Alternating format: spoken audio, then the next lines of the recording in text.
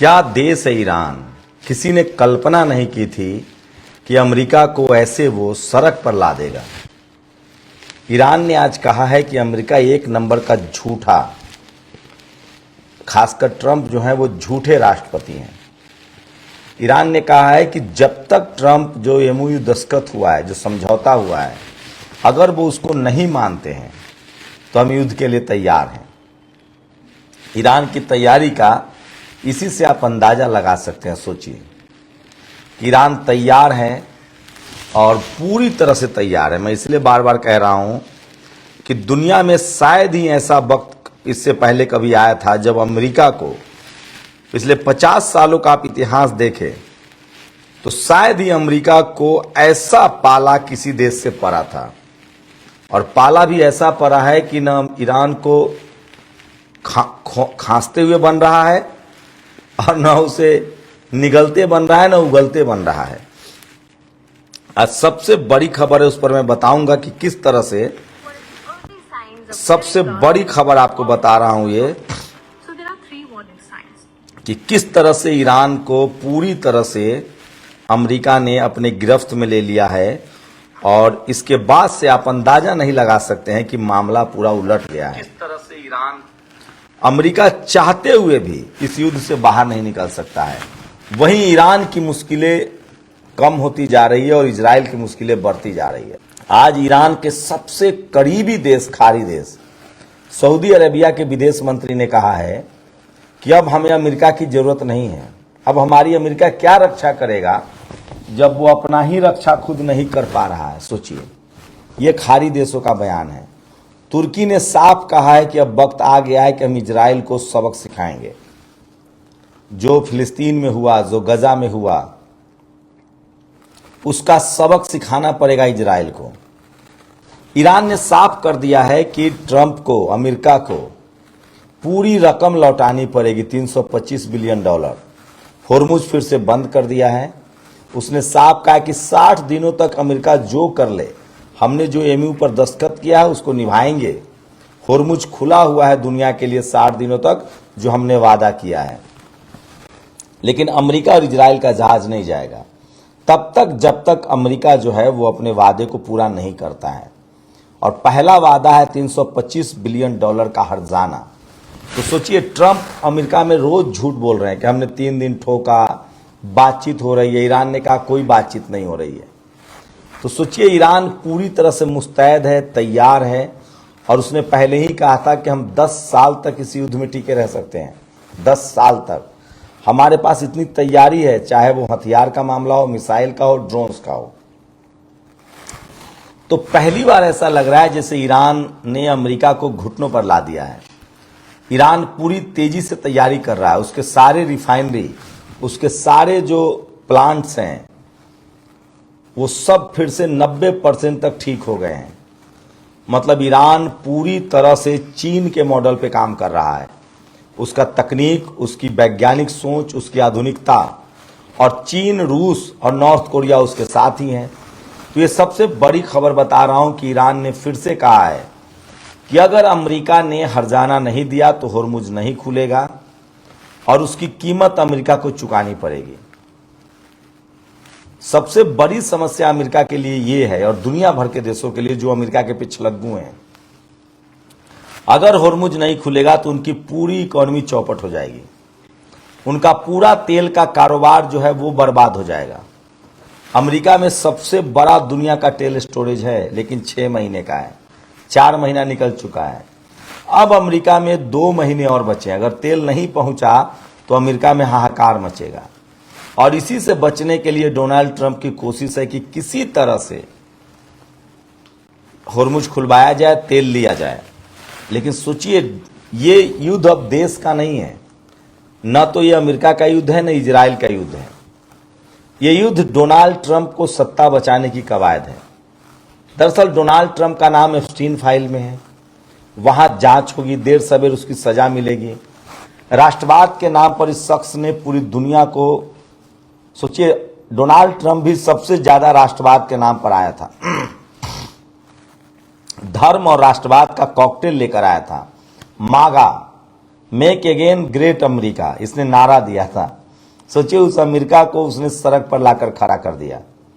नारा देने में और करने में कितना अंतर होता है वो समझा रहा हूं। मेक ग्रेट अगेन अमेरिका का इसने नारा दिया था, मेक अगेन ग्रेट अमेरिका, नारा दिया इसने मेक अगेन ग्रेट अमेरिका, और नतीजा यह है कि अब अमेरिका पर पूरी दुनिया जो है वो हंस रही है। मेलोनी हंस रही है, मैंकरा हंस रहे हैं, फ्रांस हंस रहा है, इटली हंस रहा है। यहां तक कि ईरान ने कहा है कि अमेरिका का जो राष्ट्रपति है वो एक नंबर का डफर है, झूठा है, जुमलेबाज है, धमकीबाज है। सोचिए, एक राष्ट्रपति ने कितनी बार ईरान की धमकियां दे दी। 28 फरवरी से शुरू हुए इस युद्ध में 12 बार से ज्यादा वो धमकी दे चुका है और कुछ नहीं कर पा रहा। और पता है क्यों? अब ईरान ने फिर से उसका 5वां बेड़ा जो है वो पूरी तरह से नष्ट कर दिया है, जो अरब सागर में था। कोई ऐसा जेट नहीं है जो सुरक्षित है। अमेरिका ऐसे नहीं बैठा हुआ है, ऐसा नहीं कि वो कोई मर्सी कर रहा है या ईरान से उसका कोई भाईचारा है, उसका कुछ चल नहीं रहा है। ईरान के पास ऐसी वायु रक्षा प्रणाली है, उसके पास ऐसे मिसाइल्स है, ऐसे रडार हैं कि अमेरिका का जहाज उड़ते हुए आने के फिराक में होता है वो उसको मार गिराता है। और इसलिए अमेरिका चुप है। पजेस्कियन ने कहा कि अगर हमारे पास ड्रोन और मिसाइल नहीं होते तो अमेरिका और इजराइल हमारी वही हालत करते जो उन्होंने फिलिस्तीन का किया है। इसलिए वो हम पर कोई रहम नहीं कर रहा। ईरान बिल्कुल कह रहा है कि अमेरिका किसी पर रहम नहीं करता है, वो कोई नेक दिल इंसान राष्ट्रपति नहीं है, वो हमसे जीत नहीं पा रहा है, उसकी मजबूरी है क्योंकि उसके सैनिक मर रहे हैं, जेट गिर रहा है, और वो अमेरिका को गुमराह कर रहा है कि हम युद्ध जीत रहे हैं। डोनाल्ड ट्रंप युद्ध हार गया, वही इजराइल कह रहा है कि अब हम अमेरिका की मदद बंद करेंगे। सोचिए, वही ईरान ने कहा है कि अब अमेरिका तो आपकी मदद करने नहीं आएगा, आप बचिए, आप कैसे बच सकते हैं। तुर्की ने कहा है कि यही समय है इजराइल पर हमला करने का। सऊदी अरेबिया ने कहा है कि इजराइल को तो सबक सिखाना पड़ेगा जो उसने फिलिस्तीन पर हमला किया है। साथ ही कहा है कि अमेरिका खुद ही अपनी मदद नहीं कर पाया तो हमारी क्या मदद करेगा। सोचिए, ईरान के पास 40% तेल और गैस है, तो एक सन की राष्ट्रपति अमेरिका को कहां लाके छोड़ सकता है। और ईरान की एक और ताकत है, वो है उसके साथ रूस है, चीन है, उसके साथ रूस है, चीन है और नॉर्थ कोरिया है। अमेरिका के साथ कौन है आज? कोई नहीं है खुलकर। सामने से कोई चोरी से बात करता होगा, लेकिन खुलकर कोई नहीं है, क्योंकि सबको पता है कि खाड़ी देश एकजुट हो गए हैं। ईरान ने कहा कि हम मुस्लिम नेटो बनाएंगे। तो ये स्थिति अब बारी इजराइल के। सोचिए, 2 महीना हुआ, सिर्फ 2 महीना, 2 महीने में 28 फरवरी से युद्ध शुरू हुआ था, उसके बाद से 2-3 महीने में इजराइल की वो हालत हो गई है जो फिलिस्तीन की थी। सोचिए, दुनिया भर के लोगों को अंदाजा नहीं था कि फिलिस्तीन का बदला इतनी जल्दी कोई इजराइल से लेगा। दुनिया भर में इजराइल के तकनीक की कस्में खाई जाती थी। यहां तो तमाम जो भक्त हैं वो कहते थे कि इजराइल को तो कोई हरा ही नहीं सकता है, इजराइल तो लोहे का बना है, हर इजरायली सेना में जाता है। 1 करोड़ की आबादी वाले इजरायली 50 लाख बंकर में रहते हैं। ईरान ने कहा कि 1 दिन चाहिए हमें, 1 दिन। अगर हमारे साथ फिर हमला हुआ तो 1 दिन में हम इजराइल को नक्शे से खत्म कर देंगे। और जो अमेरिका कुछ नहीं बिगाड़ पाया ईरान का, उसका इजराइल क्या बिगाड़ लेगा। उधर तुर्की कह रहा है कि इनसे फिलिस्तीन का बदला लेना है। कतर, जॉर्डन, सऊदी अरेबिया सब ने कहा है कि अब हमें अमेरिका की जरूरत नहीं है, अब जो फिलिस्तीन पर जो बच्चों के साथ हुआ है हमें उसका बदला लेना है। तो पूरी तरह से अमेरिका और इजराइल फंस गया। और दुनिया के सारे देशों को तेल चाहिए, तेल खाली।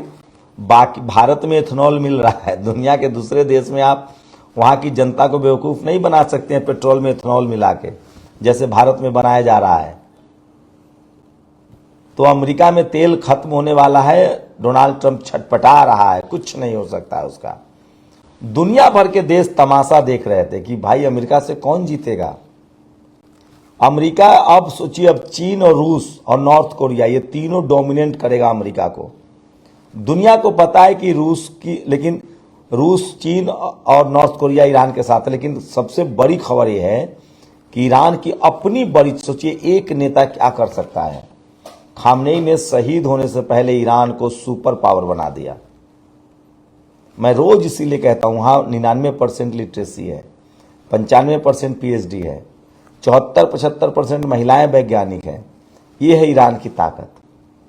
ईरान सिर्फ चीन पर निर्भर नहीं है, रूस पर निर्भर नहीं है, उसकी पढ़ाई लिखाई ने उसे इतना आगे ला दिया है। ये है अमेरिका की हार की सबसे बड़ी वजह। अमेरिका कोई रहम नहीं कर रहा है चीन पर, ईरान पर। तो सोचिए इजराइल किस खेत का मूली है।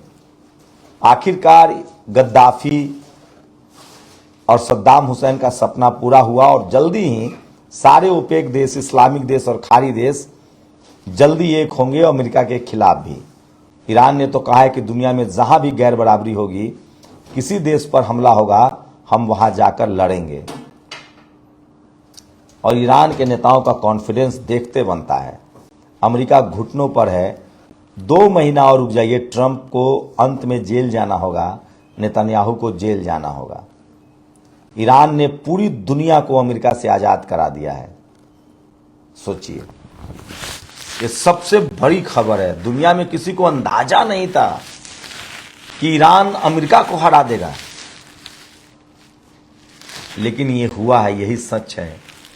अमेरिका का हथियार अब कबाड़ साबित हुआ है। कोई देश हथियार नहीं खरीदना चाहता है, उसका पेट्रो डॉलर कारोबार चौपट हो गया है। अमेरिका घुटनों पर है। एक राष्ट्रपति आपको आसमान से जमीन में गिरा देगा और एक राष्ट्रपति खामनेई जैसा अपने देश को सुपर पावर बना जाता है। ये फर्क है एजुकेशन का, विज्ञान का। सोचिएगा जरूर। नेशनल दस्तक की आपसे गुजारिश है कि अगर इसको बचाना चाहते हैं तो नेशनल दस्तक को सब्सक्राइब करने के लिए रेड कलर के सब्सक्राइब बटन को दबाएं, फिर बेल आइकन की घंटी दबाएं। नेशनल दस्तक को बचाने के लिए बहुत जरूरी है कि हर खबर को शेयर करें, लाइक करें, कमेंट जरूर करें।